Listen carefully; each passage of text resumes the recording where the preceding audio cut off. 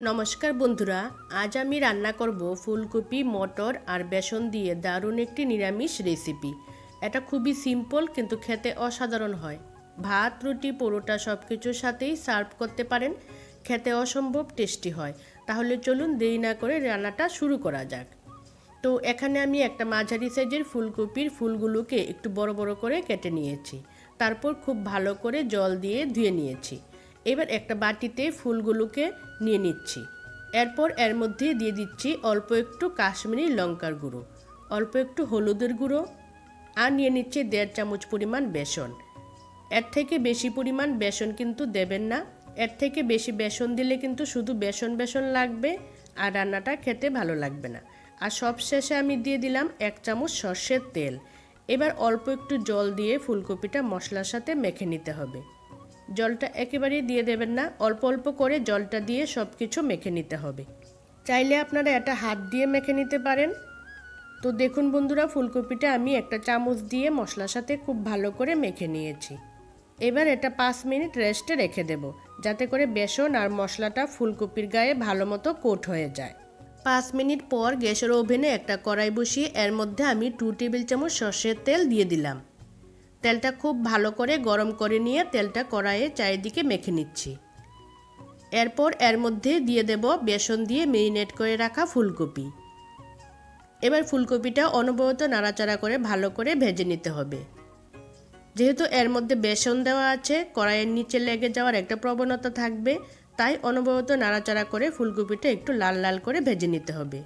তো ফুলকপিটা প্রায় 1 মিনিট নাড়াচাড়া করে লাল লাল করে ভেজে নিয়েছি। ফুলকপির কালারটাও দেখুন চেঞ্জ হয়ে গেছে। এবার ফুলকপিটা একটা প্লেটে তুলে নেব। এভাবে ফুলকপি ভেজে রান্না করলে কিন্তু রান্নাটা অসম্ভব টেস্টি হয়। তো সমস্ত ফুলকপি আমি একটা প্লেটে তুলে নিয়েছি। এবার আমি একটা মশলা বানিয়ে নেব। তার জন্য মিক্সিং জারে নিয়ে নিচ্ছি 1 ইঞ্চি পরিমাণ আদার টুকরো, একটা টুকরো করে রাখা টমেটো, আর নিয়ে নিচ্ছি অল্প একটু ধনেপাতা। এবার এর একটা মিহি পেস্ট বানিয়ে নেব। তো দেখুন বন্ধুরা, মিক্সিং জারের সমস্ত পেস্ট আমি একটা বাটিতে ঢেলে নিয়েছি। এবার এর মধ্যে দিয়ে দেব 1/2 চামচ কাশ্মীরি লঙ্কার গুঁড়ো। এতে কালারটা খুব সুন্দর হবে।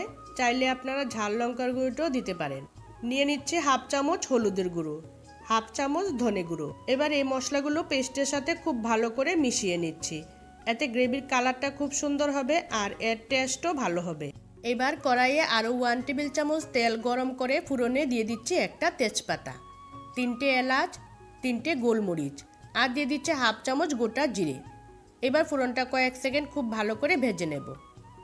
ফোড়নটা কয়েক সেকেন্ড ভেজে নিয়ে এবার এর মধ্যে দিয়ে দিচ্ছি টমেটো, আদা, ধনেপাতা আর মশলার পেস্ট। তার সাথে একটু জল দিয়ে দিচ্ছি।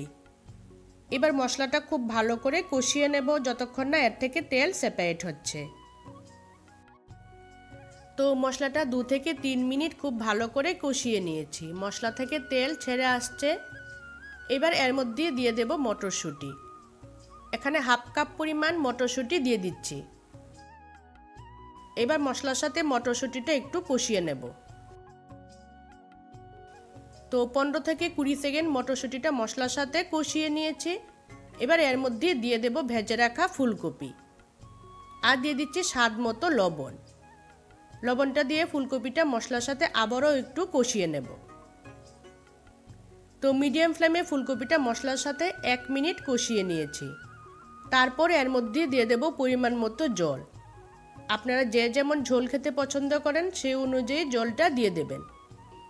তবে নিরামিষ রান্নাতে কিন্তু খুব বেশি একটা ঝোল ভালো লাগে না খেতে, একটু মাখা মাখা হলে তবে খেতে বেশি ভালো লাগে। তো এখানে আমি 1 গ্লাস পরিমাণ জল দিয়ে দিলাম। খুব ভালো করে নাড়াচাড়া করে সব কিছু মিশিয়ে নিয়ে এবার একটা ঢাকনা দিয়ে দেব 3 থেকে 4 মিনিটের জন্য। তো মিনিট 4 পর ঢাকনাটা আমি সরিয়ে নিচ্ছি। এবার এর মধ্যে দিয়ে দিচ্ছি 3টে চেরা কাঁচা লঙ্কা।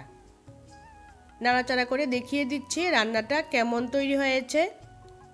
তো দেখুন বন্ধুরা, বেসন থাকার কারণে কিন্তু এর গ্রেভিটা বেশ গাঢ় হয়ে গেছে, আর ফুলকপিগুলোও খুব ভালো মতো সেদ্ধ হয়ে গেছে।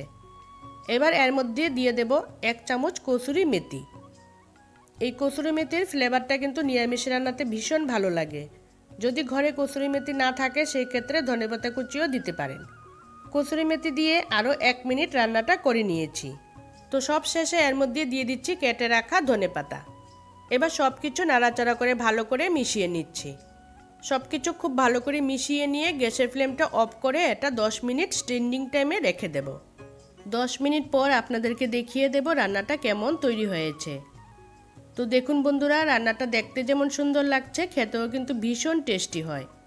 এইভাবে একবার নিরামিষ ফুলকপির রেসিপিটি বানিয়ে খেয়ে দেখুন, দেখবেন বাড়ির সবাই চেয়ে চেয়ে খাবে। আর এইভাবেই এর গ্রেভিটা রাখতে হবে, খুব পাতলাও না আবার খুব ঘনও না। তো বন্ধুরা, আজকের নিরামিষ ফুলকপির রেসিপিটা ভালো লাগলে প্লিজ একটা লাইক দিয়ে দেবেন আর আত্মীয় স্বজনের সঙ্গে শেয়ার করে দেবেন আর কমেন্টসে জানাবেন কেমন হলো। আজ তাহলে এই অবধি, ফিরে আসছি নতুন আরেকটি রেসিপির সাথে। ভালো থাকবেন, সুস্থ থাকবেন, সবাইকে অসংখ্য ধন্যবাদ।